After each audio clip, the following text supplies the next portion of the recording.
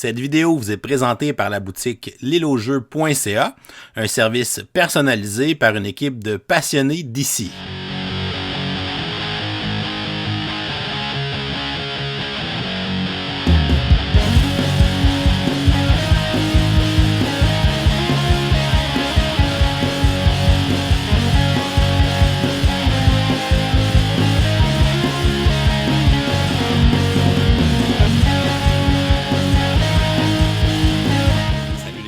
Bienvenue à Presseur Board Game, j'appelle David et aujourd'hui Pierre-Marc se joint à nous pour continuer de nous partager son top 100 et on tombe aujourd'hui dans le top 20. Est-ce que tu es excité Pierre-Marc de nous présenter ton top 20?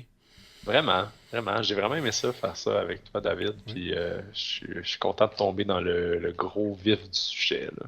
Tes meilleurs jeux, puis tu sais, t'es un gars qui joue à beaucoup de jeux, t'essayes beaucoup de nouveautés aussi à chaque année, là. Mhm, mhm. Fait que, Pas de autant que voir... toi, mais presque, là, quand même. Ouais, quand même. Mais c'est ça. Fait que de voir tes 20 jeux préférés, c'est lesquels. J'ai hâte de découvrir ça avec toi, moi aussi. Yes. Donc, on commence sans plus tarder avec la 20e position. C'est même pas mon jeu préféré de Stefan Feld, mais c'est presque mon jeu préféré de Stefan Feld. T'en as parlé récemment dans un podcast, donc ça fait pas longtemps que tu l'as essayé, toi.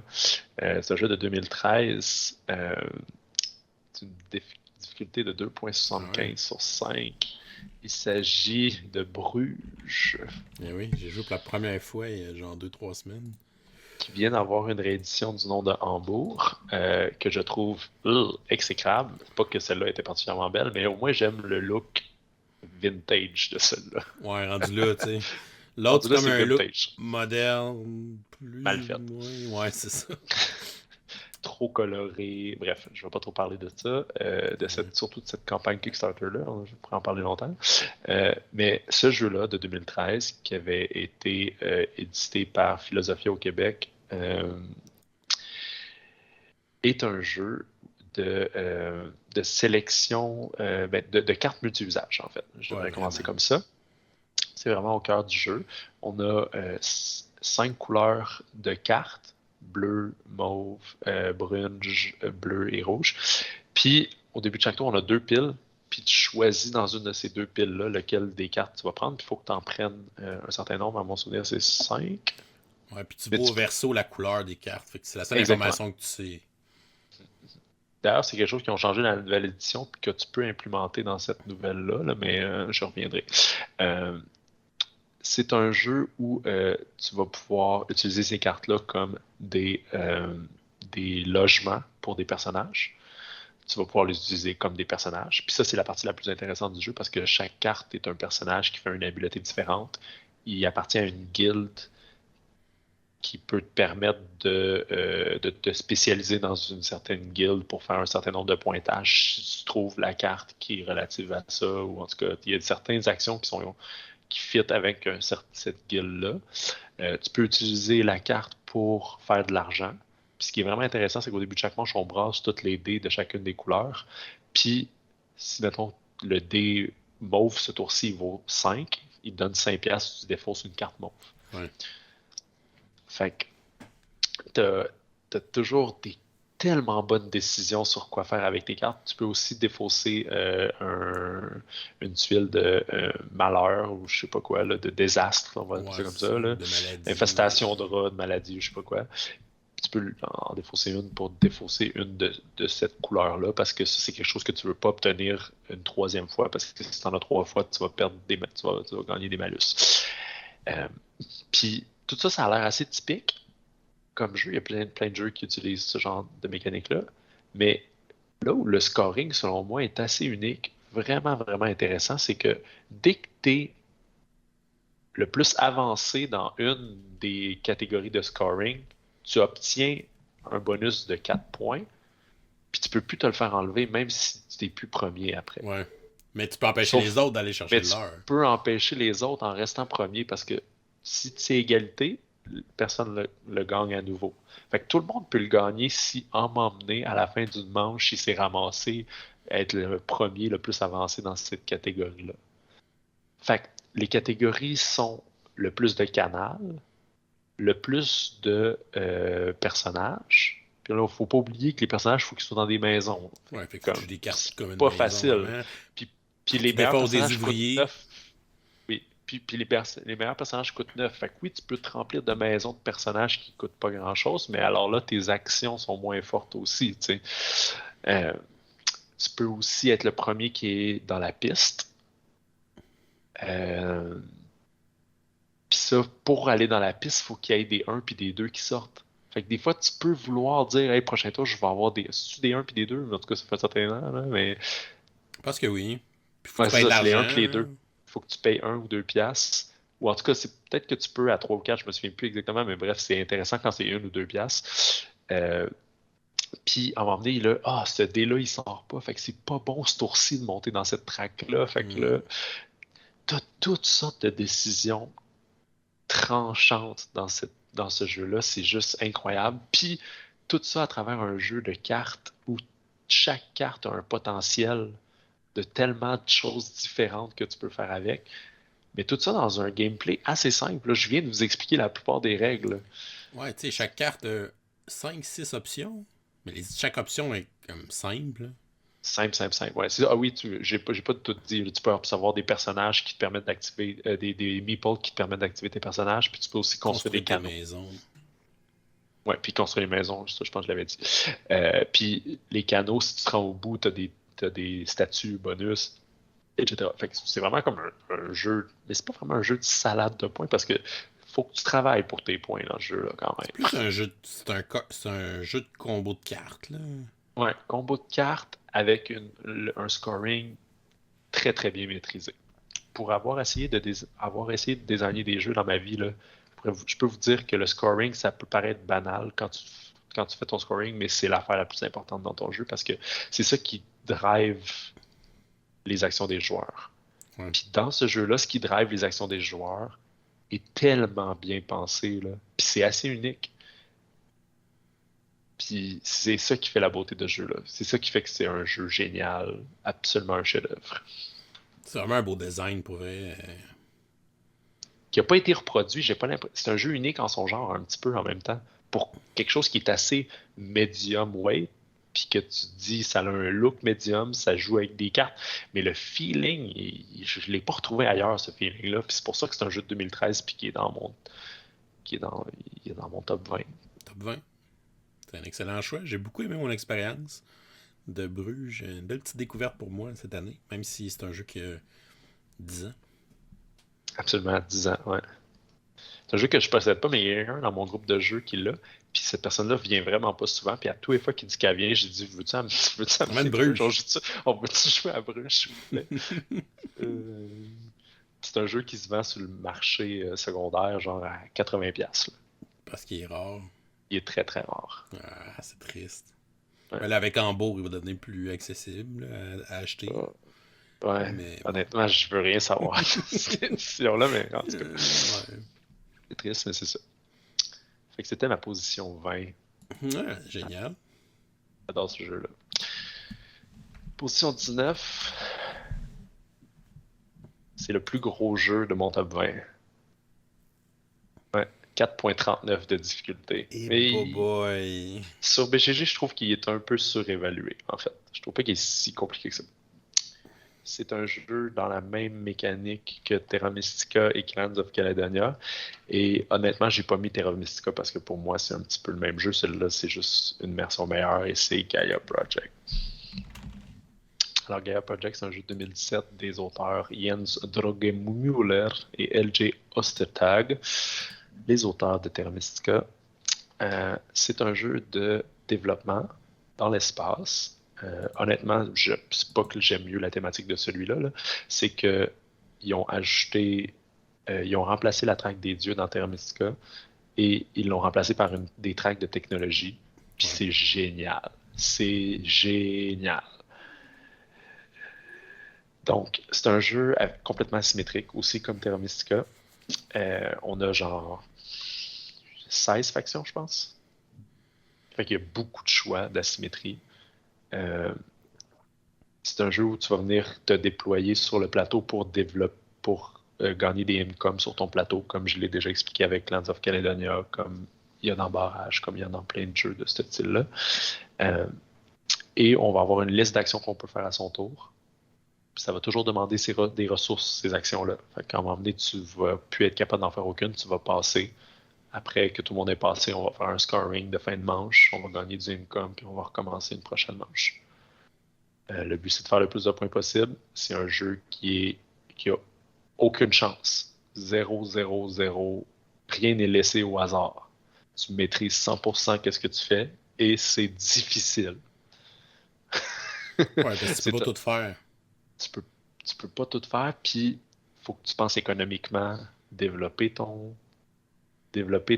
économie pour être capable à la fin de faire des grosses affaires, faire des gros tours, faire jouer le plus d'actions possible. C'est un jeu d'optimisation pur pour les gens très, très, très aguerris de jeux économiques, euro, mécanique, optimisation. C'est long. C'est comme un genre de 3 heures et demie, là. Puis tu peux être paralysé par l'analyse à ce jeu-là, solide. Puis tu peux, dès les premiers tours, mal commencer ta game, puis faire comme ouf, on dirait que ma machine n'a part pas. C'est ce genre de jeu-là. Tu as de la misère à accomplir qu'est-ce que tu veux faire. C'est un jeu expert.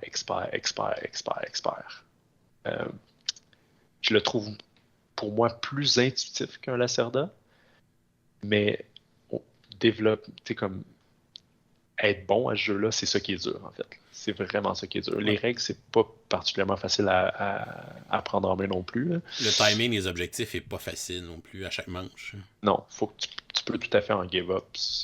Il faut, en fait. C'est ça. Si tu es capable de toutes les aligner, tu risques de gagner, mais c'est tough. Au début, j'aimais pas tout ce qu'il y avait ajouté de Terra Mystica, de genre la transformation de planète, la Gaia formation de planète, je comprenais rien. À la lecture des règles, je comprenais rien. Tu te souviens de notre première expérience de ce jeu-là? J'ai essayé de vous l'expliquer, mais moi-même, je comprenais pas vraiment. Il était comme minuit et demi aussi. C'était comme une idée un peu stupide de nous autres d'essayer de jouer à ça. Puis je voulais vraiment jouer parce que j'aimais vraiment ça, Terra Mystica. Puis là, c'était comme le successeur. Mais j'avais pas assez bien absorbé ces nouvelles règles-là, puis il était tard. Dans ces conventions-là, on s'est creusé le cerveau. D'habitude, on joue à beaucoup de gros jeux, fait que c'était effectivement pas une bonne idée, mais ça n'a pas été une première bonne expérience, mais à travers les années, j'y ai rejoué dans mon groupe de jeux, on l'a. Puis d'ailleurs, c'est le premier jeu que j'ai joué avec mon groupe de jeux quand j'ai déménagé dans ma nouvelle région. Okay. Puis c'est un jeu que dans la pandémie, j'ai beaucoup joué sur BGA. En solo, en compétitif aussi. En solo, c'est très bon sur BGA, mais ailleurs que BGA, c'est épouvantable parce que comme t'as beaucoup de maintenance à faire, genre. T'as trop d'ordre de priorité puis OK, je suis toujours dans le livret de règles pour réagir. J'ai arrêté de jouer solo à ce jeu-là en dehors de BGA. Moi aussi, je me suis réconcilié avec le jeu. J'ai rejoué plus tard chez Martin, justement. Okay. Puis j'ai beaucoup aimé mieux ma deuxième partie que ma première. Il va y avoir une constance dans les autres jeux que je vais parler, c'est que c'est un jeu qui s'apprête tellement bien à un mode compétitif, en fait. C'est comme sur BGA, il y a du monde qui sont tellement bons à ce jeu-là, puis c'est tellement compétitif, puis chaque move est comme... Puis je suis pas particulièrement bon à ce jeu-là. Il y a des jeux que je suis vraiment meilleur. Mais j'apprécie tellement l'espace, le design space, que ça permet tellement de niveaux de jeu différents. Puis ça, j'apprécie beaucoup ça. Puis c'est pour ça qu'il est aussi dans mon top 100. Ouais, c'est clairement un jeu qui a une belle profondeur, puis qui regagne beaucoup à être rejoué et rejoué pour justement développer de plus en plus de stratégies, puis de le comprendre un peu mieux aussi, puis de naviguer là-dedans. Ouais, exact. C'est pas un jeu évident, ça c'est garanti. Mais si vous avez déjà joué à Terra Mystica, c'est déjà moins pire. Ce qui n'était pas mon cas quand je l'ai appris. Ouais, c'est ça. C'est ça qui n'était pas aussi, je pense. Là. Parce que j'arrêtais pas de dire si vous avez joué à Terra Mystica, puis là, tout était comme pas moi. Voilà. Fait que voilà, Gaia Project. un colosse que je conseille pas à tout le monde, mais si c'est ce que je viens de vous dire vous parle, c'est pas parce ça vient de 2017, mais il n'y a pas grand-chose qui est à côté de ça. Là. Ouais, c'est dans les bons, dans ce genre de jeu-là. Exactement, c'est ça. Fait que, quand on vous avait promis du costaud, il y en a. Ok, ça c'est la plus grosse surprise de mon top 100. Le Et de loin. 18. 2018, c'est un jeu de 2022. Wow. J'ai joué au LAL pour la première fois. Mais non. Je te jure, c'est un jeu que... C'est un des jeux qu'on n'a pas joué ensemble. Ouais, Ah, c'est le jeu que, avant d'y avoir joué, j'étais comme, mais voyons donc, là. Voyons donc, là. Où s'en va le monde? Où s'en va le monde? C'est ça, Et je parle bien sûr de Foundations of Rome. Wow, mais non, arrête. Ouais. Ceux qui me connaissent, ils croiront pas. Ben non, c'est clair, ils vont faire. Ben non, ça n'a pas de sens. J'ai tellement été sur cette tendance-là de surproduction. C'est un jeu à $300, ok? Puis c'est un jeu de complexité égale à, pensez Century qui rencontre Chinatown. Ouais, genre. Avec un matériel à $300. Puis là, j'ai un gros astérix à dire. Avant, je vais vous expliquer le jeu. C'est un jeu où, comme dans Chinatown, on va avoir des lots qui vont nous être assignés.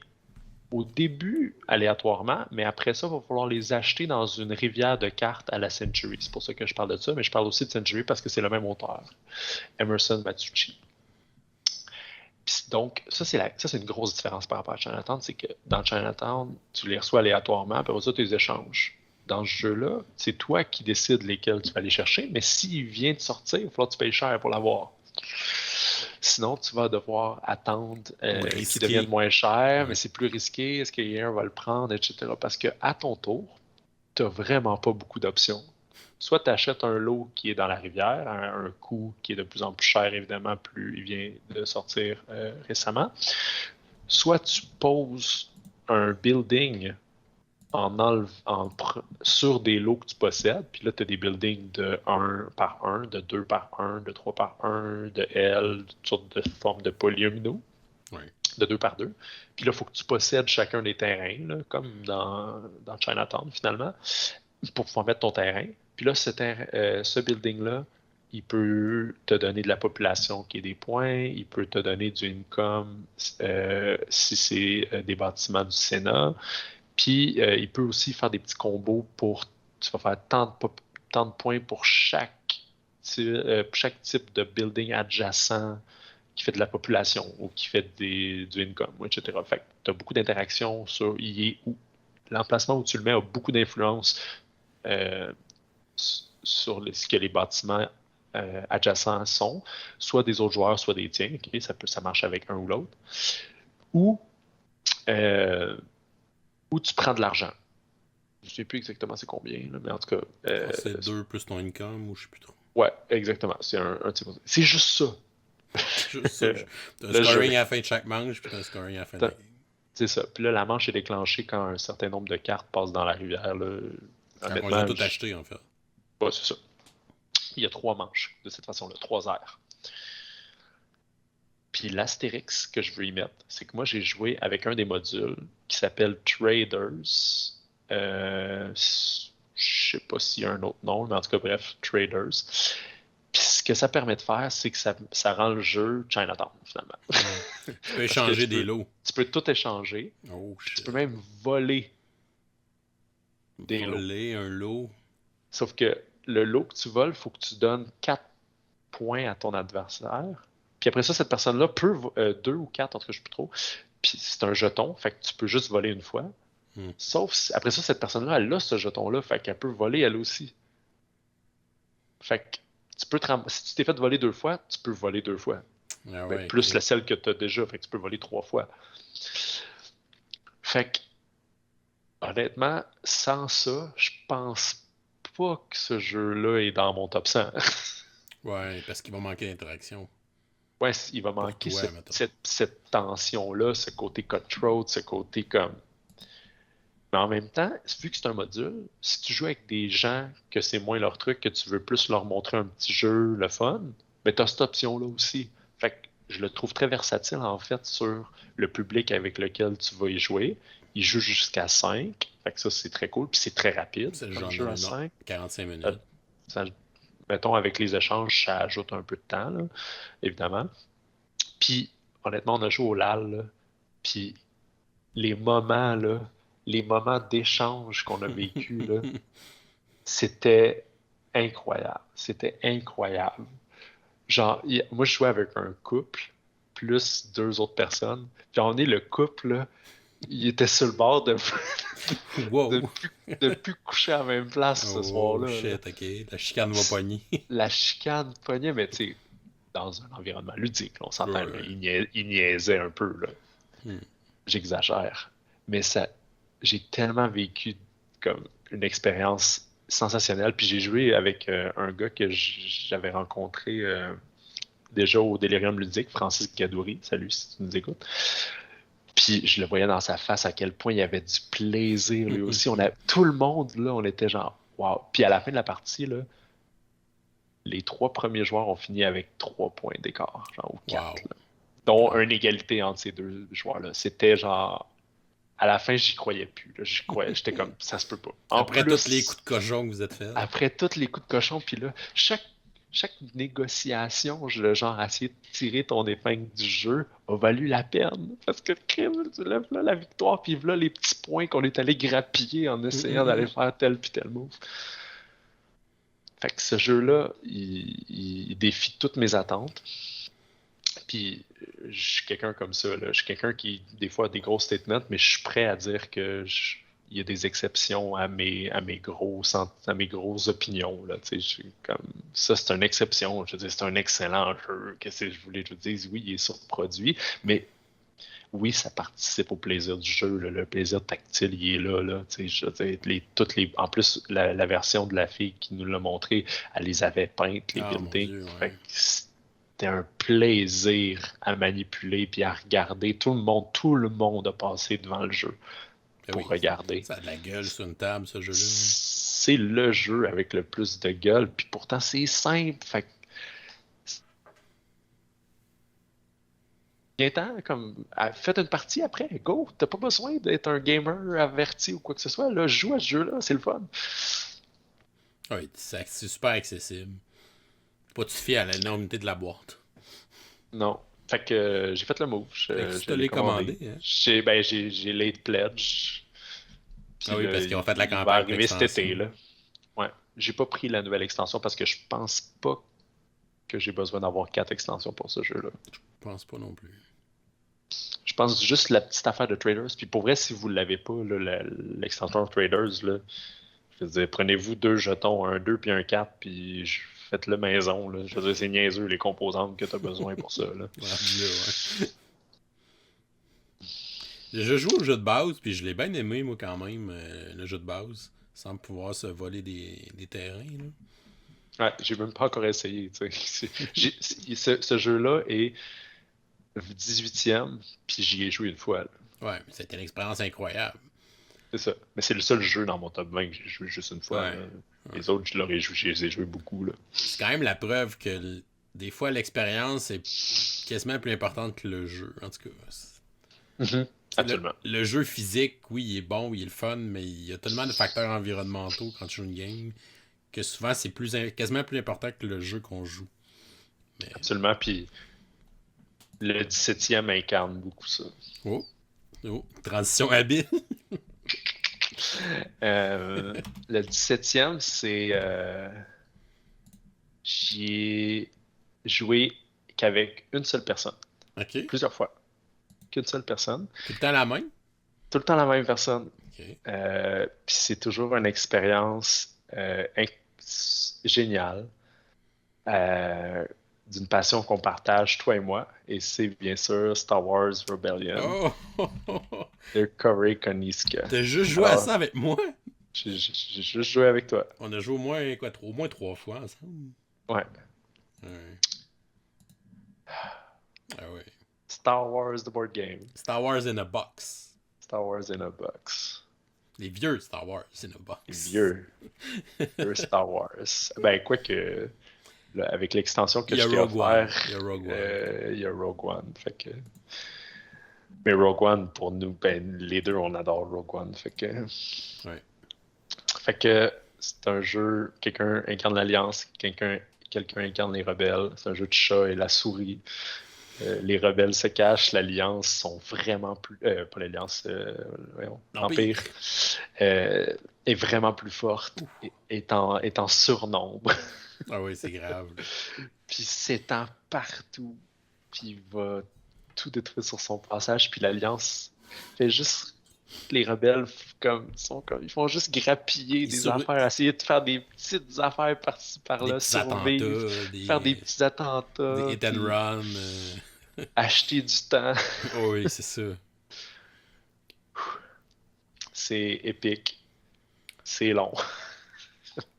À chaque fois que je dis, c'est tout le temps c'est un jeu qui joue en 3-4 heures, honnêtement, puis c'est un jeu de duel, à 3-4 heures. C'est un jeu à 2. Mais à chaque fois que je joue, puis que je joue avec toi, la game finie, tu fais comme...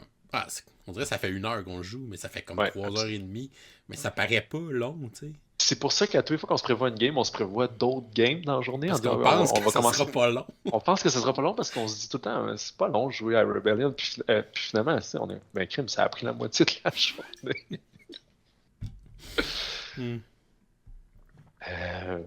Puis oui, l'extension, c'est cool. Pour vrai, à date, on l'a inclus dans nos games. Puis j'aime bien ça, les cartes tactiques différentes, puis tout ça. Puis écoute, c'est juste le fun aussi d'avoir des nouveaux personnages, des nouveaux vaisseaux, Ouais, surtout les cartes tactiques, je pense que c'est plus intéressant que les petits decks qu'il y avait, là, honnêtement. Là. Ouais. Parce que les cartes sont associées à tes unités. Fait que là, si t'as telle unité dans le combat, si tu joues sa carte, ben là, il va avoir une habilité de plus qui va s'activer sa carte. Fait que... Puis c'est un principe un peu à la Kemet, là. Fait que c'est une main de cartes. Ouais. Puis quand tu as joué toutes tes cartes, ben là, tu récupères au complet. Fait que tu sais, ok, il a joué sa carte de X-Wing, là, fait que il la récupérera pas tout de suite. Là, fait que, c'est un jeu qui paye de connaître les deux paquets de cartes quand même. Puis honnêtement, on joue pas assez souvent pour que je les connaisse super bien. Là, parce qu'il y a tellement de choses à se souvenir à chaque fois. Tu sais. C'est un peu ça le désavantage. Là. Il y a quand même beaucoup de règles et de à se souvenir. Mais le payoff est toujours là. Parce qu'à la fin de la game, on est tellement content de notre partie. Puis c'est toujours serré quand même. C'est toujours comme... oui. Ça fait toujours des belles games, en fait, là. C'est surtout ça, là. Puis, était où, la base rebelle, puis là... C'est la dernière planète que j'avais visitée du board, hein. J'ai failli l'avoir, là, la dernière game, là. Puis là, après ça, je savais que t'allais la deviner, fait que je l'ai bougé, sauf que t'es venu bouger sur une des potentielles, fait que j'ai juste pu aller sur l'autre, puis là, j'étais un peu cornered, fait que tu m'as eu. Mais non, c'est tout le temps des belles expériences, puis c'est un excellent jeu. Puis même pour un jeu super complexe, un jeu super long, tu sais, le système de règles, il est pas si complexe qu'il en a. Il est moins complexe qu'il en a l'air, en fait. C'est juste qu'on s'en souvient pas à chaque fois parce qu'on joue pas assez souvent. Ouais, c'est ça. Tu sais, si on le joue 2 fois par année, ben c'est sûr qu'il faut quand même se retaper un petit peu quelques règles ou qu'on se souvient pas trop de quelques détails. Puis même en leur lisant, je me suis rendu compte de certaines règles que je me rappelais même plus. Tu sais. C'est ça. Ça a permis de mettre des trucs à jour, justement pour les déplacements de l'Empire. Finalement, il ne peut pas se déplacer comme en chaîne un après l'autre. Là, fait que ça change un peu la dynamique, comment tu vas faire tes déplacements. Fait que non, c'est vraiment un super succès dans les jeux de Star Wars. C'est clairement dans les meilleurs, si ce n'est pas le meilleur. En tout cas, c'est mon préféré à moi. En tout cas, moi, il était dans mon top 10 la première fois que j'ai fait mon top 100. Est-ce qu'il l'est encore? Je sais pas. On verra. On verra. C'était mon 17e choix. Star Wars Rebellion, c'est ça, un choix du cœur qui fait partie de notre amitié. Donc, en 16e position, j'ai encore un jeu de 2022. Mais là, c'est le dernier. Là j'arrête. Le plus récent. Non, c'est pas vrai. C'est pas vrai, c'est pas le dernier. 2022, c'était une bonne année. Ouais, quand même. C'était une très bonne année. après 2 années plutôt très médiocres, 3 années plutôt. Ouais, 2020 et 2021, ça a été plus tranquille, je pense. Ouais. 2022 est venu, c'est le plus gros succès de l'année 2022, alors je ne vais pas trop étirer la sauce, c'est Ark Nova. Un jeu d'un auteur que c'est son premier jeu. Ouais, c'est exceptionnel. C'est très très exceptionnel. Mathias, je ne vais pas massacrer son nom de famille. Wish. Ouais.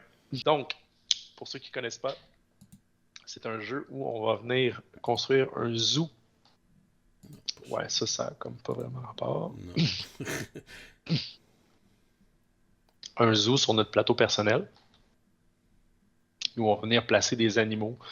On va jouer des cartes de sponsor. On va aussi faire des projets de conservation d'animaux qui vont être du pointage. C'est un jeu qui est un jeu de engine building, mais pas tant que ça, moins qu'on pense un petit peu. C'est plus un tableau building. Ouais, c'est plus un tableau building, effectivement, parce que les cartes combo un peu ensemble, mais pas tant que ça. Okay?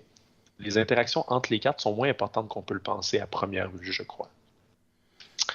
En fait, c'est plus un jeu d'optimisation d'actions, parce que tu as 5 actions, puis tu vas devoir les jouer dans une espèce de rotation qui est vraiment, vraiment très intéressante, qui est un système d'action qui avait déjà été vu dans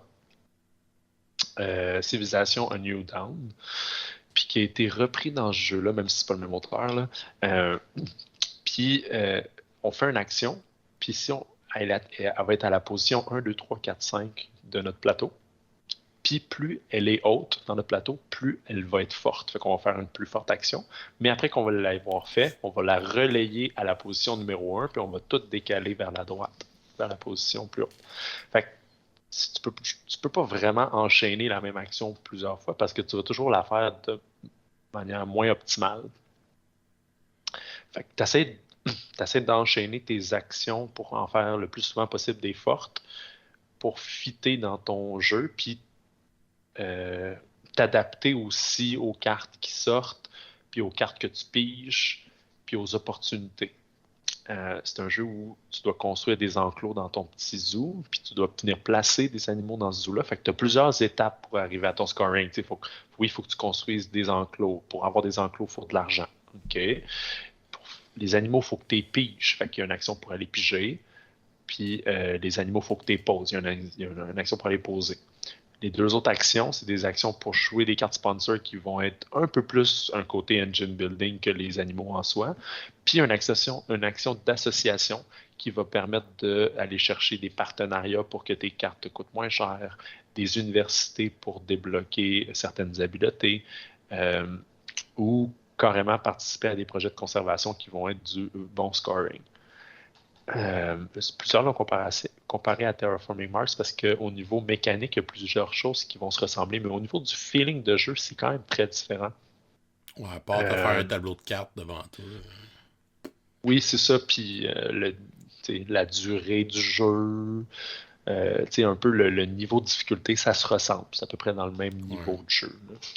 Mais sinon, en tant que tel, tu cherches moins les combos que dans Terraforming Mars. Beaucoup moins. Puis je pense que c'est une des choses. Ma première partie de ce jeu-là, je n'ai pas capoté en fait. Je n'ai pas vraiment trouvé ça très bon parce que ça m'avait laissé sur l'impression que tu étais complètement victime de ce que tu pigeais. Mais en jouant plus, j'ai réalisé que c'était pas du tout le cas en fait. C'est que j'avais la mauvaise approche au jeu. Il fallait pas que tu cherches des combos de cartes. Il fallait que tu t'adaptes continuellement à ce que tu obtiens, puis faire le mieux avec tes actions possibles, enchaîner tes actions. Fait que l'enchaînement des actions est plus important que l'animal que tu joues en tant que tel. Quoique, il faut quand même que tu trouves des synergies, il n'y a pas de doute. J'ai été un peu réfractaire au début, puis j'y ai joué une 2e fois, puis finalement, je me le suis procuré, puis depuis, j'y ai joué comme une 15aine de fois. Là. J'ai adoré ce jeu-là. Le solo, il était très, très, très, très facile à prendre en main. Donc, je l'ai essayé une couple de fois. Malheureusement, c'est pas un jeu Je l'aime beaucoup. Il est très bon à 4, mais il est trop long si Ouais, tu je joues avec des comprends. gens qui n'ont jamais joué. Fait que c'est comme un peu Carnegie. Pour une première partie, t'es vraiment mieux de jouer à 2. Définitivement. Une première partie à 4, c'est un petit peu long puis lourd. Surtout comme si t'es expérimenté puis tu joues avec des nouveaux, faut que tu sois patient parce qu'ils vont toutes lire les cartes, là, tu sais. Puis il y a beaucoup de cartes dans le jeu, là. Fait que ça prend une couple de parties avant de toutes les connaître. Moi, c'est le cas, là. Il y a pas c'est comme, je connais les cartes, puis oui, je vais les lire, mais je veux dire, rapidement, je sais ce qu'ils font, là. J'ai pas besoin de me poser de questions. Fait que c'est pas un jeu qui est si compliqué que ça, une fois que tu l'as appris. Il y a beaucoup d'icônes, fait qu'au début, c'est comme Ouais, puis il y a beaucoup d'informations sur chaque c'est carte. ça, Fait que fait ta que c'est première comme, game, t'es c'est comme. lourd. C'est lourd, la première carte, c'est Une overwhelming, fois là, que tu as tu sais, joué c'est une comme, game, c'est clair que tu peux couper du temps de jeu. Là. absolument, tu sais, à deux, ma conjointe puis moi, euh, on se fait ça en 1 heure et quart, Ouais, c'est quand même. 1 heure et demie, Ça a pas si d'allure. pire, ça a vraiment de l'allure, puis elle aime ça. C'est une des parties aussi pourquoi j'en ai vraiment monté vite aussi, c'est que Marie, elle a vraiment aimé ce jeu-là. Euh, Puis moi aussi, c'est vraiment un gros coup de cœur. Puis pour vrai, j'ai le goût d'y jouer plus souvent. Le côté, encore là, une fois, le côté compétitif de ce jeu-là, il est très très présent. Il y a vraiment une grosse. Il est assez ouvert pour dire qu'il y a une grosse place à la compétition, je trouve. Puis voilà, pour ça que il est si haut dans mon top. Rendu numéro 4 sur BGG, c'est assez exceptionnel en C'est un an ou fou. deux. Là. C'est fulgurant comme montée, là. C'est quasiment du jamais vu. C'est surprenant que ça soit pas lui qui ait tassé Gloomhaven. Quasiment. Ouais, Ouais. quasiment. Avec le temps, il va dépasser Pandémie, j'ai l'impression. En tout cas, Avec on le temps, verra. il va peut-être aller la chercher, la position numéro un. Oui, parce que, tu sais, moi, je suis toujours surpris que ce soit pas Terraforming Mars le premier parce que c'est un jeu qui est tellement aimé dans la communauté de gamers. Puis celui-là, il a le potentiel d'être encore plus aimé, je trouve. Il va chercher un public un peu plus large. Ouais, peut-être que le thème du zoo est un peu plus accessible que le thème de la science-fiction pour quelques joueurs. Je pense que oui. Hmm. Puis moi, je le préfère aussi parce que je trouve que les objectifs, ils changent plus à chaque game. Euh, J'aime la construction. Puis il peut paraître un peu plus solitaire parce on construit sur notre plateau personnel au lieu d'un plateau commun. Ouais. Mais il y a tellement de compétition sur le scoring que c'est pas solitaire pantoute, là. Puis c'est ça aussi qui fait que l'expérience à 4 est quand même très le fun parce que il y a un objectif de plus, il y a plus de compétition sur ces objectifs-là. C'est comme parce que tu peux trouver des objectifs dans le paquet de cartes aussi. Fait que les Ouais. joueurs peuvent jouer des nouveaux objectifs au fur et à mesure de la partie. Fait que, fait que ouais, je l'aime à toutes les player counts, mais pas souvent à 4. Idéalement avec du monde qui ont déjà joué. Exactement. Voilà. Fait que c'était ma 16e position. Arc Nova. En 14e position, 15e position, 15e.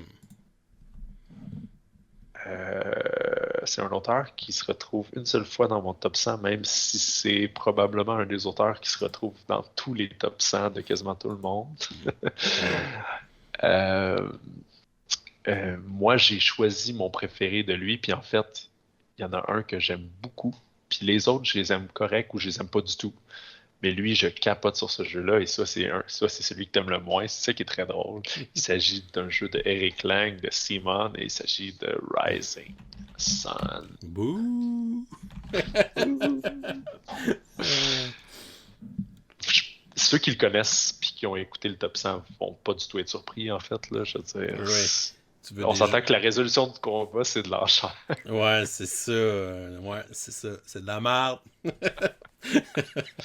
Euh, c'est un jeu que j'ai joué une vingtaine, une trentaine même de fois, là, ou quasiment là, une vingtaine, mettons. Euh, c'est un jeu de contrôle de territoire dans la trilogie de Monsieur Lang, qui voulait reprendre des jeux classiques de contrôle de territoire puis les réinventer au goût du jour avec une thématique de mythologique de différentes cultures. Il a commencé avec Blood Rage, avec les thématique viking. Ouais. Ensuite, Rising Sun avec les thématiques japonaises de la période de Edo. Et la troisième qui est sortie il y a quelques années, Ankh, avec une thématique égyptienne. Puis, dans le fond, il avait comparé ses inspirations aussi pour chacun de ces jeux-là. Puis pour celui-là, c'était Diplomatie, Ouais. son inspiration. Ouais. Puis tu le ressens, en fait, là, il y a beaucoup, beaucoup, beaucoup de... C'est ça, tu peux faire des alliances dans ce jeu-là. Ouais, le petit côté alliance qui est là. Puis je trouve, de un, ben oui, ok, le look est débile mental de ce jeu-là. Là. Ouais, c'est débile. Puis j'avais la version Kickstarter que je m'étais procurée en retail, que j'ai vendue parce qu'il y a un autre dans mon groupe de jeux qui est là. Je trouvais ça absurde qu'on ait 2 jeux à 200$ alors qu'on joue juste ensemble. Ouais. Fait que je l'ai vendu, puis ça me faisait un pincement au cœur quand même parce que j'adore ce jeu-là. Donc, mais on l'a joué récemment en plus, puis j'adore encore ça. C'est un jeu où il va y avoir 3 phases, 3 rounds, le printemps, l'été, l'automne. Puis à chacune de ces phases-là, on va faire une petite cérémonie du thé, où on va négocier des alliances. Ouais. Ensuite de ça, on va faire la partie de mandat politique, où chacun notre tour, on va piger 4 tuiles, puis on va, parmi ces tuiles-là, en choisir une qui va déterminer que l'action que tout le monde va faire. Donc, c'est 100% emprunté à Puerto Rico. C'est la partie le fun du jeu. C'est une des parties le fun du jeu, mais c'est pas la plus le fun. Okay. Oui, c'est vraiment cool cette partie-là, mais on a déjà vu ça ailleurs. Oui. Mais c'est très, très, très bien imbriqué là-dedans. Puis là, tout le monde va faire cette action-là. Puis, mais toi, puis ton allié va avoir un petit bonus. Des fois, même un gros bonus pour certaines de ces actions-là. Il y a même une action qui c'est de trahir ton allié. Ton allié, ben n'importe qui, en fait, tu peux pas bouger de ton allié, mais si tu le fais, ça casse l'alliance. Fait qu'il y a des actions de recrutement d'unités, il y a des actions pour bouger, il y a des actions pour aller acheter des cartes spéciales, puis ces cartes spéciales-là vont changer à chaque saison. Puis, à chaque partie, tu vas pouvoir mettre un set de cartes différentes. Fait que ça peut inclure des monstres avec des grosses miniatures qui font des affaires folles ou des cartes qui vont augmenter ton revenu ou qui te permettent de faire des affaires un peu spécifiques ou de faire du scoring à chaque fois que telle chose se passe. Donc, c'est des cartes qui vont orienter ta stratégie en plus du fait que tu as une faction qui a une habileté spéciale asymétrique. Puis, tu as une action, Betray, je l'ai déjà dit, puis une action de Harvest qui permet de récolter les bonus sur chaque territoire où tu es, où c'est toi qui le domine. Puis là, chaque territoire a un set de bonus différents. Ça peut être des points, de l'argent ou des renins. Des renins, c'est des unités que tu peux emprunter en combat pour te battre. Mais bref, dans cette série d'actions-là, chacun va prendre des actions, puis tout le monde va les faire, puis il va y avoir comme une espèce de préparation à la guerre. Parce que chaque manche va se ramasser une guerre. Puis là, la guerre, on sait déjà dans quel ordre elle va se résoudre, parce qu'au début de chaque manche, on va décider c'est quoi les territoires qui vont partir en guerre. Puis il y en a toujours un ou plusieurs qui ne seront pas combattus, sauf si on joue à 6. Mais c'est rare qu'on joue à 6, pour être honnête. Là. C'est plus comme un excellent jeu à 5. Là. Puis 4. 4-5, c'est vraiment bon. Puis là, dans chacun de ces combats-là, on va se battre. Sauf qu'on lance pas de dés. On se bat pas, on fait une enchère. On fait une enchère. Ah, mon Dieu. Puis là, l'enchère, c'est derrière notre petit paragraphe. C'est une enchère blind, là. C'est caché avec de l'argent que tu as accumulé durant la manche. Fait que si t'as pas beaucoup d'argent, c'est pas toi qui gagne les enchères, fait que c'est pas toi qui fais les actions de combat. Tu peux gagner pareil. Mais non, t'as pas beaucoup de chance. T'as pas beaucoup de chance parce que les actions sont très fortes. Et les actions sont telles quelles. Sont telles que je vais les nommer. C'est beaucoup. Tu suicides toutes tes unités et tu gagnes de l'honneur. L'honneur, c'est ce qui détermine le tiebreaker. Puis tu fais des points en plus. Mais tu peux pas tu peux décider de gagner, gagner cette enchère-là, mais pas la faire. Mais si tu le fais, il faut que tu le fasses à toutes tes unités. Tu peux voler une unité à l'autre, puis à ce moment-là, tu voles un point à l'autre, puis son unité n'est plus dans le combat, fait qu'elle compte plus comme pour déterminer qui gagne. Tu peux engager des renins. Des renins, c'est comme des petites tuiles que tu as accumulées, c'est comme une ressource, puis là, le nombre de renins que tu as, c'est une force de plus dans le combat. Il faut que tu gagnes l'enchère de Iron Ronin, parce que chacune de ces affaires-là, c'est la personne qui a mis le plus d'argent qui va pouvoir faire l'action. Fait que si c'est pas toi qui gagne à Air Ronin, ben tu peux pas engager tes Ronins. Après ça, on va faire le outcome de la bataille. La personne qui a le plus de force va gagner. C'est aussi simple que ça. Sauf que il y a eu ces trois actions-là Tout en le dehors reste de du monde la- meurt. Puis là, tout le monde qui est pas la personne qui a gagné va mourir. Puis il y a une autre action que tu peux enchérir dessus, c'est chanter les prouesses au combat. Puis là, tu fais un point par unité qui est morte dans ce combat-là. Ça veut dire que tu pourrais avoir rejoint ce combat-là en sachant que ça allait être un champ de Une bataille boucherie. ensanglanté, une boucherie, juste pour aller être témoin de ce combat-là, puis aller raconter, puis faire des points sur le dos du combat. Fait que tu as mis une unité, mais tu as pu aller faire des points. Tu l'as peut-être seppuku même, ça t'a permis de gagner un honneur potentiellement pour pouvoir faire ça. Fait qu'il y a toutes sortes de ramifications aux décisions que tu prends dans cette enchère-là, et c'est du génie. Mais et je sais, et je ne blâme pas du tout David de ne pas aimer ce jeu-là parce qu'il y a une raison fondamentale à ça, c'est que cette enchère-là, il est excessivement difficile à prévoir et à comprendre qu'est-ce que l'autre veut. Quand tu n'es pas habitué et que tu n'as pas beaucoup joué, tu ne comprends pas vraiment l'implication de tout ça. Puis il y a toutes sortes de petites ramifications. Ça se peut que quelqu'un, c'est beaucoup, qui se ramasse au-dessus de l'honneur que toi, fait que finalement, il gagne les enchères des actions suivantes. Fait que il y a toutes sortes de petits détails comme ça que faut que tu penses quand tu prévois ton enchère. Fait que de un, ce que ça crée, c'est que pour un premier joueur, c'est l'enfer sur Terre, là. Comme c'est épouvantable à essayer de savoir qu'est-ce que tu dois mettre, combien tu dois mettre. Puis au début de chaque combat, l'argent, on sait combien on a. Puis ça, c'est quand même important parce que sinon, c'est terrible, Puis là, pas c'est savoir. pas y a pas un joueur qui récupère tout l'argent des enchères en plus. C'est pas fini, c'est pas fini. Euh, Ouais. le gagnant, OK, tout le monde dépense qu'est-ce qu'il a dépensé, le jette, sauf que le gagnant, lui, il doit distribuer à tous les perdants. Ouais. Fait que ça, c'est bien fait parce que c'est un catch-up, right? C'est comme le gagnant, lui, il se ramasse avec rien, puis tous les perdants, ils se ramassent un petit peu avec ce qu'a investi le gagnant. Puis d'habitude, le gagnant, il a investi plus que les autres. Puis là, dans tout ça, tu gagnes des territoires, oui, ça fait des points, mais en plus, à la fin de la partie, tu vas avoir tu vas avoir récolté un set de régions différentes pour faire des bonus de fin de partie. Mais c'est pas tout parce que tu peux faire des points en te suicidant puis en chantant les prouesses. Fait qu'il y a toutes sortes de façons de faire de points. Comme dans Blood Rage aussi, il y avait une stratégie de suicide qui Ouais, dans les fonctionnait. 3 jeux, en fait, il y a ce principe-là. C'est ça. Ça Puis veut c'est dire ce qui fait qu'il y a plusieurs stratégies puis que c'est profond comme jeu. Ouais. Ouais, parce que c'est la force de ces jeux-là. Parce que c'est 3 jeux de contrôle de territoire, puis de confrontation, dans lesquels il faut faire des points, puis dans lesquels tu peux perdre une bataille, puis être celui qui fait le plus de points. Mais tu sais, dans un jeu traditionnel, ça fait pas de sens. Là. Mais Non, dans ces jeux-là, ça marche. Ça fait partie des stratégies que tu peux faire. Fait que exactement. ça les rend intéressants, puis ça les rend un petit peu original par rapport au style de jeu de confrontation, contrôle de territoire comme ça. Classique. Ouais. Moi,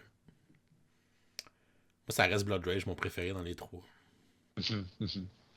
Puis les deux, on délogera pas de cette opinion-là. Ben oui. J'ai joué il y a pas longtemps en plus. J'ai joué 2 semaines à Blood Rage. À Blood Rage? Ouais. Ah, écoute, je vais toujours pousser pour continuer à jouer à Rising Sun, puis comme je dirais jamais non à une partie de Rising Sun. J'adore. Je suis tombé en amour. En fait, j'ai fait une obsession sur ce jeu-là quand il est sorti. J'ai regardé, je pense, chaque playthrough, chaque Ah ouais, de la vidéo campagne, mettons. de tout ce qui était sorti sur ce jeu-là. J'étais obnubilé par ce jeu-là. Ça aide beaucoup que je trouve le look incroyable. Les tuiles en acrylique, c'est comme... oh, c'est tellement de plaisir à manipuler. Puis oui, non, cher. C'est un de leurs plus beaux. Puis les jeux de même dans la mythologie japonaise, il y en a pas tant que ça. Hein. C'est pas une thématique qui a été surexploitée comme les Vikings, par exemple. Non. C'est ça, il y en a une couple, mais ils sont un peu plus obscurs. On les connaît un peu moins. Fait que voilà mon numéro 15. Moi, il est pas dans mon top 100. Non, je sais.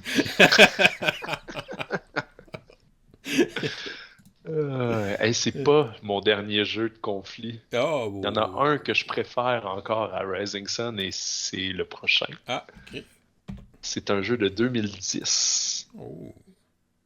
Plus complexe que Rising Sun. Quand même pas mal plus complexe. D'un auteur maintenant décédé. Dans une communauté que je patauge pas tant que ça parce que je trouve les jeux un peu trop compliqués d'habitude. Je parle des jeux de guerre et particulièrement de la compagnie GMT. Et celui-là, c'est de loin. Non, c'est pas vrai, ils ont 2 succès. Ils ont Twilight Struggle et Dominant Species. Et moi, c'est Dominant Species, évidemment, mon numéro 14. Alors, dans Dominant Species, vous incarnez une espèce... Une espèce animale. Animale, alors soit des insectes, soit des mammifères, Des soit poissons. des oiseaux, Oui. soit des reptiles, etc. Et vous êtes des cubes, en fait. Ouais, tiens, c'est beau, regarde. C'est un GMT. Ça t'en pas avoir des figurines là. C'est un jeu de programmation d'action, genre slash worker placement un peu différent, on va dire, là, où on va faire du contrôle de territoire. Il va y avoir une panoplie donc d'actions. On va pouvoir chacun notre tour venir mettre notre worker sur une de ces actions-là. Il y a juste une personne qui peut se mettre sur cette action-là, ou il y en a plusieurs selon les différents spots. La plupart, il y a plusieurs choix, mais celui qui s'est mis en premier va faire l'action en premier. Puis après ça, une fois que tout le monde va avoir mis tous ses ouvriers, on va les résoudre de la première action à la dernière. Fait que ce sera toujours le même ordre, mais évidemment selon qui a pris quoi. Puis il y a plus d'actions que le nombre d'ouvriers. Fait qu'il y a des actions qui se feront pas ou qu'il y a juste une personne qui va faire, etc. Puis les actions, ça va être de changer l'ordre de tour, ça va être de mettre des unités sur le plateau, ça va être de gérer les éléments. J'ai plus le terme exact, là, mais les petits jetons. Les petits jetons en carton qu'on voit entre les hexagones. Ah, ok. Le climat, un peu? Ça, c'est l'adaptation, dans le fond. Parce que tes unités ne peuvent pas survivre s'il n'y a pas un de ces jetons-là. Tu n'as pas un de ces jetons-là sur ton plateau personnel. Fait qu'au fur et à mesure de la partie, tu peux aller en obtenir de ces jetons-là. Je vais les appeler les jetons d'adaptation parce que je me souviens plus du terme. Là. Il y a trop de jeux dans ma tête. Même si j'ai joué à ce jeu-là 20 fois, je me souviens plus du nom de ces affaires-là. Puis, si t'as pas le bon, puis tu te ramasses dans un territoire où t'es pas capable de t'adapter à cet endroit-là, à la fin de la manche, tu vas perdre ces unités-là. Oh, shit. Fait que c'est un jeu où tu peux pas aller n'importe où. Faut que tu te prépares sur où tu vas, comment tu vas y aller. Puis, à la fin de une des dernières actions, qui est la plus forte, c'est l'action de domination. Puis là, ça va te permettre de jouer une carte, puis les cartes sont excessivement fortes. Genre, ils changent la game. Comme la majorité des jeux de GMT. Ouais, c'est ça. Card driver. Ouais. Puis, tu vas seulement pouvoir activer une carte si tu es dominant dans une région, puis tu vas scorer cette région-là, mais tout le monde qui va être présent, pas tout le monde, mais genre les 2 ou 3 premiers qui sont le plus présents, ils vont faire des points, mais c'est toi qui vas jouer la carte. Puis c'est toi qui vas décider l'effet.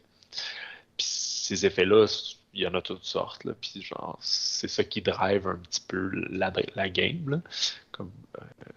Puis on va faire ça un nombre de fois indéterminé jusqu'à temps qu'on passe à travers toutes ces cartes-là. Okay. C'est un jeu qui est excellent à 6 et qui prend dans une partie courte puis une partie longue, mais les deux sont longues, là. C'est pas vraiment une partie courte, là. Mais mettons, la vraie game longue, on parle d'à peu près 4 heures à 6. Quand même. C'est un jeu excessivement méchant, cutthroat, compétitif, où tu fais des coups chiens, des coups bas, où tu peux ruiner la partie de quelqu'un. C'est la guerre, c'est la totale guerre, avec une thématique naturelle. Ça a l'air moins Parce méchant, des animaux qui se battent que des tanks puis des avions. Mais c'est cruel la nature, là. Puis on s'en rappelle, des fois on s'en souvient pas assez à quel point, parce qu'on est dans le confort de nos maisons puis dans nos sociétés toutes bien rangées et sécuritaires. Mais quand quand tu te ramasses dans des situations dans la nature moins le fun, là, tu te rends compte à quel point c'est cruel, puis ce jeu-là te le rappelle. Thématiquement, c'est ça qui peut te rappeler, là. La nature est cruelle, elle n'est pas humaniste. Ils ont sorti, je pense, une nouvelle version qui est Dominant Species Marine récemment, je pense. Qui est supposée être une version un peu plus short. OK. Mais qui ne joue pas jusqu'à 6. C'est vraiment la seule raison pourquoi elle m'intéresse pas vraiment, parce que je joue juste ce jeu-là à 6 quasiment. Quoique, à un moment donné, moi puis ma blonde, on s'était mis à faire une tradition à Noël, on jouait à 2. Ah ouais? C'était drôle parce que c'est pas vraiment un jeu d'amoureux. Non, ouais. Mais c'était ça qui était drôle. Fait que c'est mon seul jeu de GMT, quoi. Non, c'est pas vrai. J'ai-tu parlé d'un autre jeu? En tout cas, je pense on a parlé de Churchill, mais il était pas dans mon top 100, je sais pas. Mais en tout cas, bref, c'est un de mes jeux préférés de GMT. Quasiment le seul que j'adore, vraiment. J'ai jamais joué à ça. Ouais, il y a une couple de règles un petit peu, non, mais c'est pas si... c'est très, très difficile à jouer, là, vraiment très difficile à jouer. Mais l'explication des règles, c'est pas si mal. C'est un GMT, c'est quand même chiant, mais c'est pas le pire des GMT. Comme il y a des... C'est un light GMT, en fait. Ouais, c'est ça. Ouais, il y a des bien plus lourds que ça. C'est 4.04 sur 5, mais c'est pas rare des GMT pas loin de 5 sur 5. Ouais, mais oui. Puis les livrets de règles, c'est un livre, on dirait un livre d'avocat. Oui, parce que c'est des livres d'histoire souvent, parce que c'est des jeux qui sont le plus près possible d'un récit historique. Fait que souvent, c'est ça, les choix de design sont faits en conséquence que ça soit fidèle et non que ce soit streamline. Comme je disais, la façon d'écrire les règles. Ah oui, aussi. Les règles 1.1, 1.1, 1.2. Absolument, ouais, c'est terrible. Fait que voilà, parmi mes meilleures expériences de jeu à vie, ce jeu-là. Et c'est juste ton 14e? Ouais. Quand même. Mais entre autres parce que c'est pas un jeu que tu sors n'importe quand. Là, non, c'est ça. C'est un petit peu un monstre. Fait que numéro 14, Dominant Species. Numéro 13, aïe, là, on est rendu. Rendu bas, là. Ouais. Ou haut, dépendamment comment on regarde ça. Fait que j'en ai déjà parlé de ce jeu-là, je pense 2-3 fois. D'un autre, cet auteur-là, c'est un des auteurs qui revient le plus souvent. C'est Alexander Pfister. Ça, c'est son jeu de 2015 qui s'appelle Mombasa. Alors, dans Mombasa, c'est un jeu où on va... C'est un jeu pas très beau, là, comme vous pouvez voir. Ouais, ils viennent de sortir une nouvelle version qui s'appelle Skymine. Ouais, qui est thématique espace, que je trouve vraiment pas très belle non plus d'ailleurs. Mais qui a plein de modules, puis qui a le mérite d'être dans une thématique un peu moins problématique que l'exploitation des diamants et Afrique. De compagnies européennes en Afrique, là, le pillage de l'Afrique. Okay? Fait qu'effectivement, c'est terrible qu'est-ce qu'on fait dans ce jeu-là, mais bon, on s'entend que c'est terrible aussi les guerres qu'on vient de parler dans d'autres jeux. Là. Fait que moi, ça me perturbe pas vraiment de jouer à ces jeux-là, là, mais je peux comprendre que ça peut être sensible pour certaines personnes. Dans ce jeu-là, c'est un jeu de gestion de cartes où les cartes vont nous permettre de faire les différentes actions ou d'investir dans une des 4 compagnies. Sur le plateau, vous voyez des petites maisons rouges, oranges, blanches et noires. Ces maisons-là, vous allez pouvoir décider de les mettre sur le plateau avec une de ces actions-là pour pouvoir aller chercher des bonus, puis débloquer du pointage de cette compagnie-là. Vous allez pouvoir, en ce faisant, aussi investir dans une de ces compagnies-là sur une des 4 tracks que vous voyez à l'extérieur du jeu. Puis pourquoi il est à l'extérieur du plateau comme ça, c'est que les pouvoirs de ces compagnies-là vont changer de partie en partie. Fait que c'est comme ça, il y a une qualité de rejouabilité là-dedans qui est assez grande parce que ces compagnies-là vous donnent des bonus si vous investissez suffisamment dedans. Fait que, puis ces bonus-là changent de partie en partie. Puis c'est l'aspect principal de pourquoi ce jeu-là est absolument génial. C'est que tu décides c'est quoi ton scoring, dans quoi tu investis comme scoring. Puis en un moment donné, tu vois que quelqu'un met plein de maisons de cette compagnie-là. Toi, tu peux décider d'aller T'invites. piggyback sur tout ce qui vient, tout le travail qu'il vient de faire. Puis tout est comme let's go, let's go, let's go. J'investis. Mais c'est pas facile d'investir, ça prend des tours puis tout ça. Il y a une petite partie de placement d'ouvriers sur le plateau que vous voyez en bas à droite, là, où on vient mettre nos cylindres. C'est une petite partie du jeu. L'autre partie, c'est de jouer nos cartes, qu'on voit pas full sur ce jeu, mais on le voit un petit peu à côté des plateaux de joueurs, là.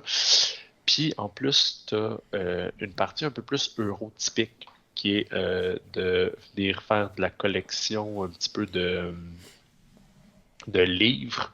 Puis là, tu peux avancer sur ta track de livres si tu respectes les différentes conditions de ces livres-là pendant un de tes tours. Si tu fais l'action d'avancer sur tes livres, tu peux aussi avancer sur ta track de diamants.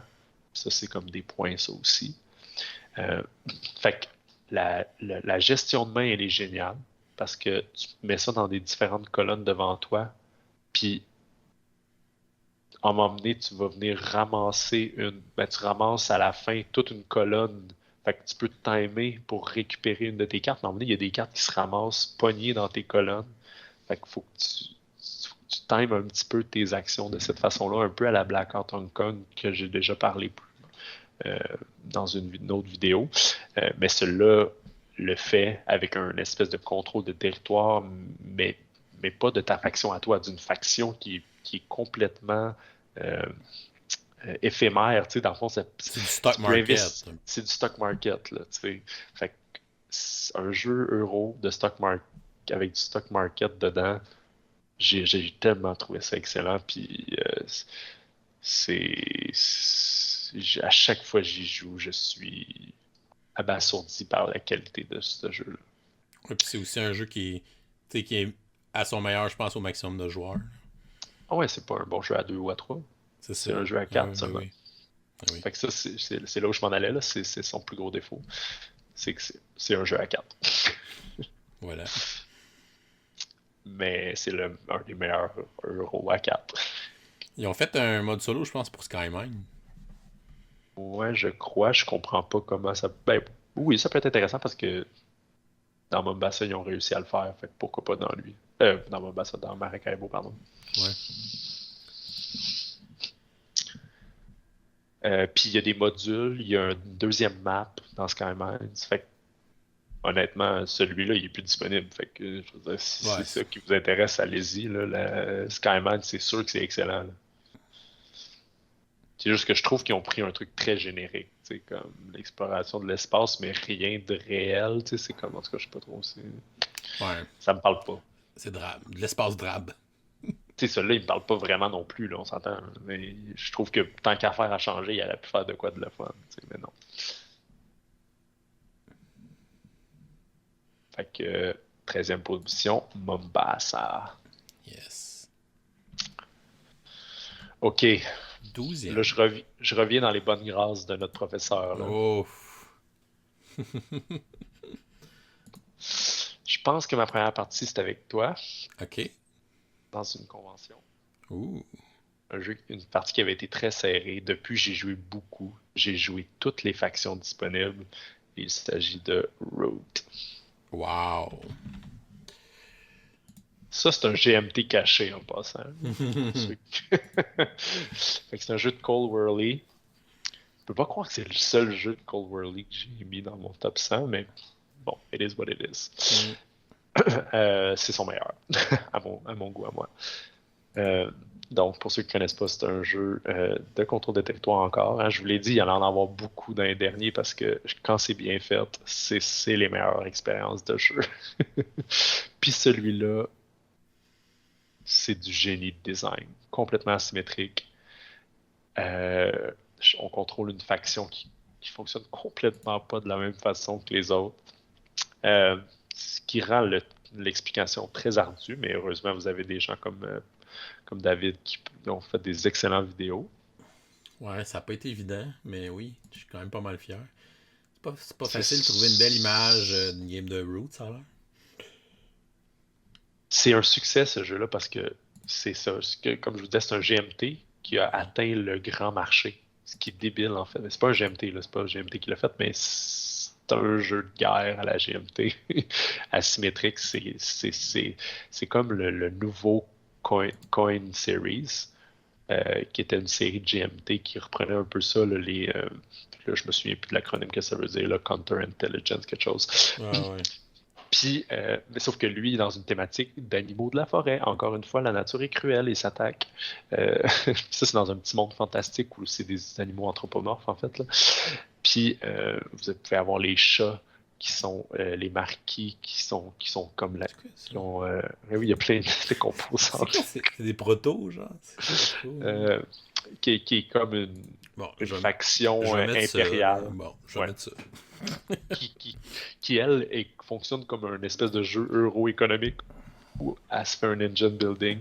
T'as les oiseaux qui sont super explosifs, ils jouent comme un jeu de programmation. T'as l'Alliance qui, elle, se cache puis qui essaye de se percer Ah, des attentats. en faisant des attentats. Puis une fois qu'elle perce, watch out parce qu'elle, elle snowball solide. T'as le vagabond qui lui fait un petit RPG pendant que tout le monde fait une partie de guerre, puis essaie de collecter ses petits items. Écoute, je pourrais aller on and on parce que je les ai tous essayés, puis on a fait un tournoi récemment à Montréal. J'ai organisé un tournoi avec Onboard, qui est un groupe Facebook, une page Facebook aussi de jeux de société. Puis, tu sais, genre, une des actions des factions les plus récentes Taupe ont vraiment, vraiment très bien performé. Fait que ça aussi, c'était comme cool d'avoir une nouvelle faction qui est super bonne. Euh, j'ai joué les rats.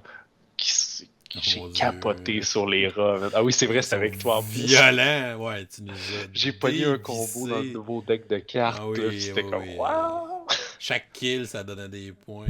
Chaque certain nombre de kills que dans toute la partie, ça donne des points. C'était ridicule.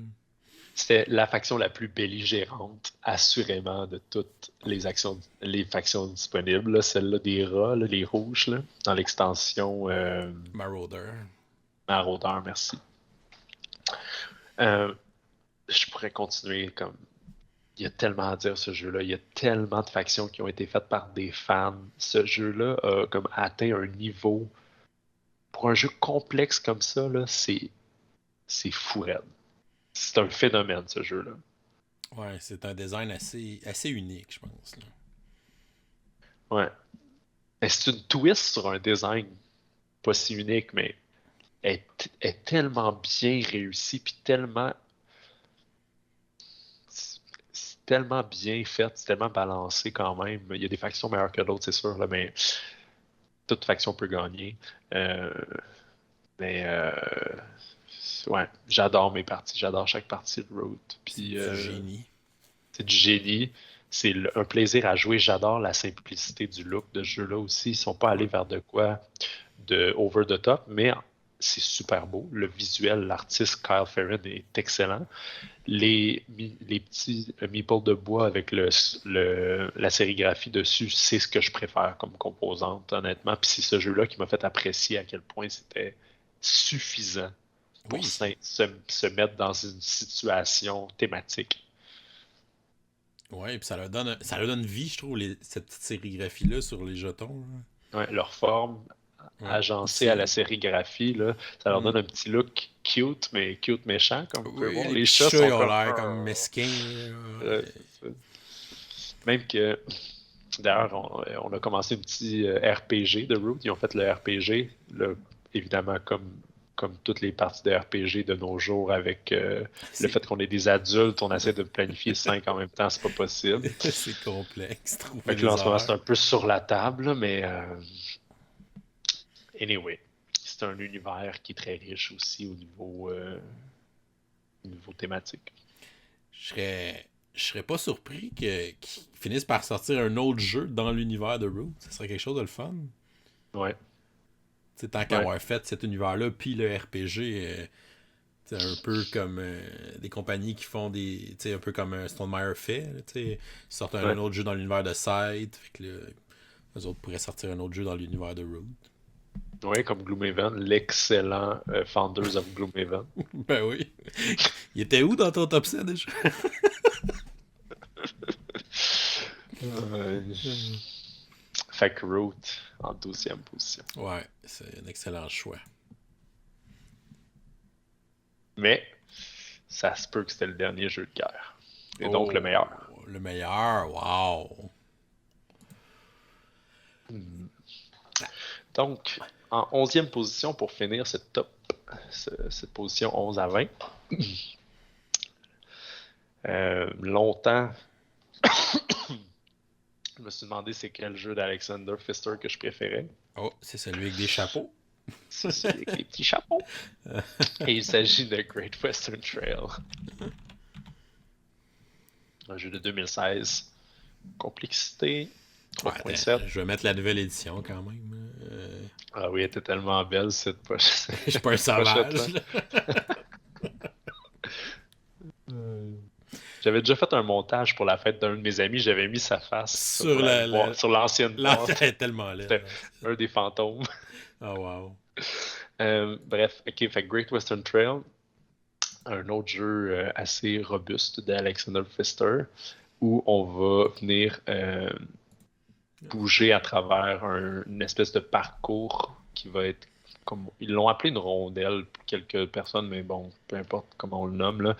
C'est un parcours sur lequel on va venir faire des actions sur des bâtiments neutres. C'est un On déplacement va pouvoir d'ouvrier.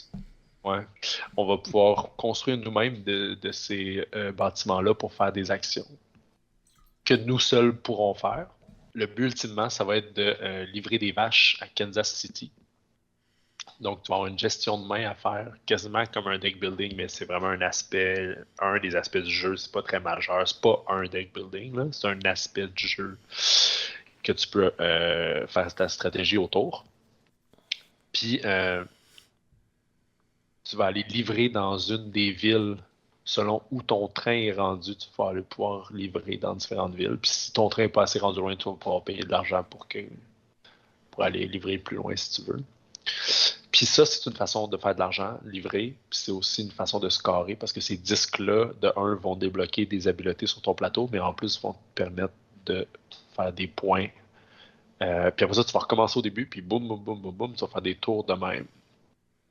Puis à chaque fois que quelqu'un va aller à Kansas City, ça va avancer la game. Okay? Fait qu'il y a un marqueur qui va descendre, puis ça va ajouter des choses dans l'espèce de grille qu'on voit à gauche. C'est un jeu où il y a plusieurs stratégies, puis tu dois adapter au setup, parce que le setup il est complètement variable. Puis les bâtiments qu'on utilise aussi sont variables. Fait que les bâtiments qu'on va avoir comme mis de manière aléatoire au début vont dicter un petit peu c'est quoi la meilleure stratégie, ou si telle personne avant toi a utilisé telle stratégie, mais là, vous allez vous compétitionner beaucoup pour cette partie-là du jeu. Fait que peut-être faudrait que tu ailles ailleurs où toi, tu vas être seul à faire cette stratégie-là. Fait que c'est un jeu stratégique. C'est pas les jeux que je préfère d'habitude. D'habitude, j'aime plutôt les jeux tactiques mais c'est pas vrai, j'aime les jeux stratégiques aussi, mais celui-là, il est très stratégique. Il y a beaucoup de tactique aussi parce qu'à chaque tour, tu décides où tu vas. Puis la grosse force de jeu-là, c'est qu'à chaque tour, c'est quick. Tu sais, tu bouges d'un 1 à 4, tu fais l'action sur le board, puis boum, c'est plus à toi. C'est comme, tu fais beaucoup d'actions dans ce jeu-là. Là. C'est quand même long comme jeu, là, mais c'est un jeu qui, plus quelqu'un fait souvent des livraisons, plus ça augmente, ça diminue le temps de jeu aussi. Fait que quand tu joues avec des gens qui sont assez compétitifs à ce jeu-là, c'est pas un très long jeu. Puis là, c'est là que tu vois que le designer, d'après moi, il avait pas prévu que les gens prennent son temps puis que ça dure 3 heures, ce jeu-là. Là. Ouais, C'est comme, juste que, comme Wayfarer, mettons. c'est ça. Fait que c'est juste que c'est un jeu qui laisse cette opportunité-là. Fait que tu vas avoir des expériences variables de personne en personne à cause de ça. C'est la même chose que Wayfarer, c'est la même chose pour Sight, c'est la même chose pour plusieurs de Ark Nova. Tous ces jeux-là qui ont des fins de partie variables, organiques, comme j'aime le nommer. Euh, Great Western Trail, ça réussit à tous les niveaux à faire ce que ça a à faire. Puis j'aime explorer tous ces bâtiments-là. À chaque fois, regarder le setup puis faire OK, où c'est que je m'en vais. Puis je me souviens, dans mes peut-être 5 à 10 premières parties, je trouvais donc bien que les cowboys, c'était bon. Puis là, ça doit faire 10 parties que je fais sans jouer les cowboys. Puis je trouve plus que c'est la meilleure stratégie, tu sais. Fait que je trouve qu'il y a beaucoup de profondeur. Puis là, il vient de sortir la deuxième édition il y a quelques années. Puis là, on a joué à la fin Argentine, à spin-off. Argentine récemment, qui est 80% le même jeu, mais avec des affaires de plus que j'ai beaucoup aimé aussi. Je pense juste que celui-là, il fait tout aussi bien en étant un peu moins complexe. Fait que je trouve que l'autre, il parle juste aux fans de Great Western Puis il Trail. est Là. déjà assez dur à sortir. Là, fait que... Il est déjà assez dur à sortir celui-là que je suis comme, pourquoi plus compliqué? Non, pas besoin. J'ai pas besoin.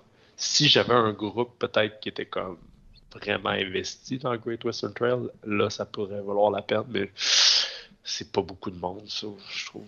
Ouais, c'est ça. Ça devient assez niche Ouais. de faire une Puis là, trilogie de Great Western Trail. ouais, là, il y a une Nouvelle-Zélande, puis pour vrai, je trouve ça vraiment cool. Les moutons, puis la Nouvelle-Zélande, je capote, mais c'est sûr, je vais l'essayer. Mais je sais pas à qui ça parle. Ça parle pas à beaucoup de monde, en tout cas. Ouais, Aux collectionneurs. je pense qu'il y a un gros fanbase d'Alexander Pfister. C'est un auteur quand même Oui, assez apprécié dans la communauté des joueurs experts là, ou des joueurs solo ouais, aussi. c'est vrai. C'est toujours des très bons jeux solo, les jeux d'Alexander Pfister. Fait que c'était mon préféré d'Alexander Pfister et c'était la 11e position. Il a failli percer ton top 10, Alexander Pfister. Ouais. Juste Non, ouais, effectivement. Mais il a So manqué de pas close, loin. so So close. close. Yeah. Wow, ça termine cet avant-dernier segment de ton top 100. Absolument. Ça achève. Merci tout le monde qui est encore là à écouter des, euh, des passionnés de jeux, de parler de leurs jeux préférés. Puis si vous voulez continuer à parler de ces jeux-là en écrivant des commentaires, on va les lire avec plaisir. Surtout que là, on parle de mes préférés. Là. Puis si vous êtes complètement surpris, si vous trouvez que je suis tombé dans le dark side avec mon Foundations of Rome, vous pouvez me le dire. Vous pouvez chialer après un peu. Là. Ouais, exact. Tu m'avais dit que ça valait pas la peine. J'ai mis 300$ dessus. Ouais. Merci encore à toi de construire cette aventure avec nous. Elle tire à sa fin. Il va nous rester le dernier segment. Et vous à la maison, merci de nous écouter évidemment. Et si vous n'êtes pas encore abonné à la chaîne, vous pouvez le faire en cliquant le petit bonhomme en bas de l'écran. Sinon, vous pouvez nous suivre sur Facebook, Twitter ou Instagram à Professeur Board Game. Et si vous aimez les vidéos qu'on fait, vous pouvez nous supporter sur notre page Patreon qui vous donne aussi accès à notre serveur Discord. Et on va vous souhaiter à tous une excellente fin de journée et continuez de gamer.